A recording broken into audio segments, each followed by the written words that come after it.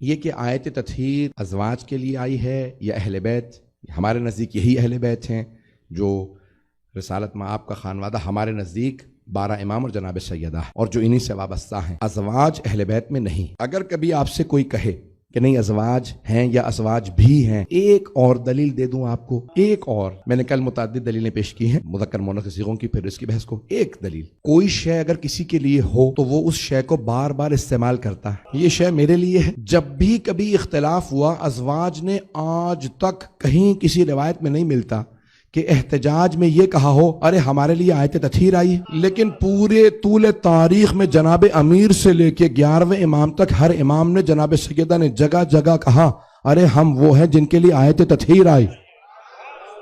اب یہاں لسنہ کا حد من النساء، اے رسول کی بیویو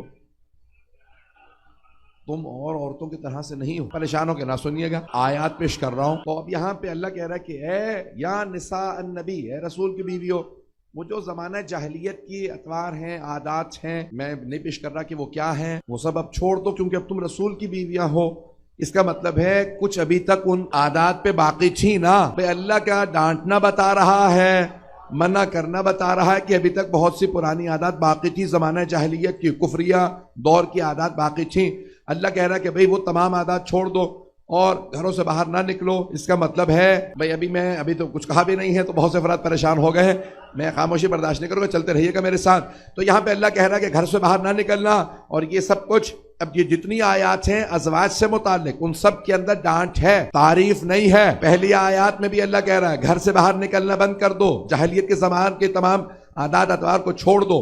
اور پھر یہاں تک روایات میں حضرت ام سلمہ نے ان آیات کے بعد مستحب عمرہ تک چھوڑ دیا تھا، عمرے پہ بھی نہیں جاتی تھی۔ کسی نے پوچھا اے ام المومنین آپ نے عمرہ کیوں چھوڑ دیا؟ کہ تم نے آیات نہیں سنی، اتنی سخت آیات آئی ہیں، عمرہ مستحب ہے، اب میں مستحبات کے لیے گھر سے نہیں نکلتی۔ خواتین پہ جہاد واجب نہیں ہے، اگر کوئی جنگ کے لیے جا رہی ہو تو پہلے آیت پڑھ لے، جمل پہ نہ چلی جائے۔ اس زیادہ کھل کے نہیں پڑھوں گا، اشارہ کرتے ہوئے آگے بڑھتا رہوں گا۔ تو اللہ کہہ رہا کہ جتنی بھی پرانی عادات ہے سب کو چھوڑ دو، یا نساء النبی لستن کحد من النساء، دوسری خواتین والے حکام تم پہ نہیں۔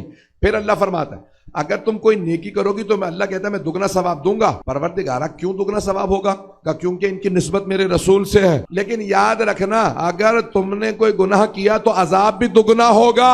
یہ تحدید بتا رہی ہے اللہ کی طرف سے، وارننگ بتا رہی ہے کہ یہ معصومہ نہیں ہے، گھبرا کے نہ سنیے گا، یہ وارننگ بتا رہی ہے، یہ اللہ کی طرف سے وارننگ۔ اگر تم نے گناہ کیا تو عذاب بھی دگنا ہوگا، جب میں ثواب دگنا دے رہا ہوں تو پھر عذاب بھی دگنا دوں گا۔ اس کا مطلب ہے کہ اللہ وارننگ دے کے بتا رہا ہے یہاں کوئی معصومہ نہیں ہے، ازواج رسول میں کوئی معصومہ نہیں ہے، ازواج رسول میں کوئی معصومہ نہیں ہے۔ عزیزان گرامی، تو اب یہ پہلی آیات، بعد کی آیات، سب میں اللہ نے سخت الفاظ میں کہا اے رسول کی بیویوں کوئی ایسا کام نہ کرنا کہ اللہ سبحانہ و تعالیٰ تمہیں تحدید کرے۔ سن لیجئے عزیزان گرامی، بہت سے افراد یہ کہتے ہیں کہ نہیں اللہ سبحانہ و تعالیٰ نے قرآن میں ڈانٹا لیکن اس کے بعد سب کچھ معاف کر دیا۔ عزیزان گرامی، خدا نہ خواستہ کوئی میں یا کوئی بھی ہو ممبر سے کسی صاحب کو ڈانٹ دیں اور پھر بعد میں کونے میں لے جا کے معاف کیجیے گا میں اس وقت غصے میں تھا، جس مومن سے معافی مانگی جائے گی تو وہ کہیں گے مولانا سب کے سامنے آپ نے میری توہین کی ہے، سب کے سامنے معافی مانگی ہے۔ کچھ لوگ پہنچ گئے ہیں اور کچھ لوگ چاہیے رہیں کہ میں انہیں انگلی پکڑ کے پہنچاؤں، تو میں انگلی پکڑ کے بھی پہنچانا جانتا ہوں۔ عزیزان گرامی، یہاں پہ اگر اللہ سبحانہ و تعالیٰ نے سب کے سامنے کہا یا نساء النبی، اے رسول کی بیوی ہو تم اور عورتوں کی طرح سے نہیں ہو،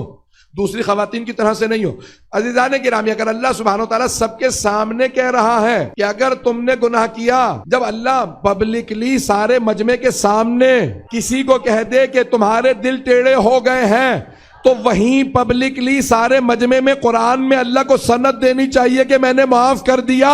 جب اللہ نے قرآن کریم میں سند نہیں دی معافی کی، اس کا مطلب ہے معافی نہیں ہوئی، اور اگر ہو بھی گئی ہو تو بعد کے گناہوں سے توبہ ثابت نہیں ہے، توبہ ثابت نہیں ہے۔ مجھے لگتا ہے مجمع میرا آدھا ہے، چلیں گے؟ فیضان کرام میں بعد میں 3 بہت بڑے گناہ ہیں۔ نمبر 1 جناب امیر کے خلاف خروج،